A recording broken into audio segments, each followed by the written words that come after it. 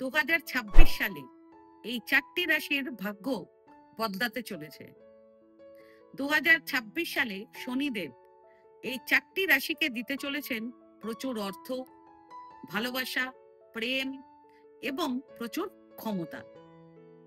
গুরুত্বপূর্ণ বিষয় হলো শনিদেব এখন মীন রাশিতে অবস্থান করে নিজের দৃষ্টি এই 4টি রাশির ওপরে দিচ্ছেন, যাদের গোল্ডেন টাইম শুরু হতে যাচ্ছে।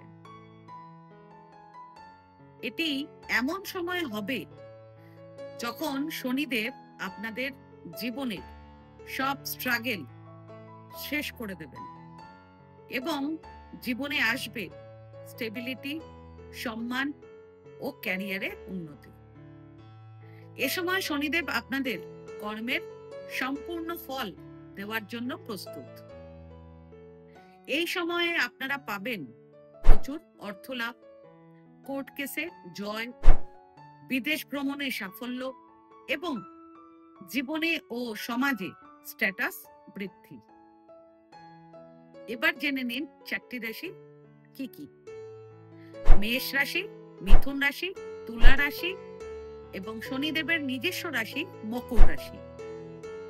এই 4টি রাশি হবে 2026 সালে সবচেয়ে সৌভাগ্যবান। আপনার রাশি কোনটি কমেন্টে অবশ্যই জানাবেন।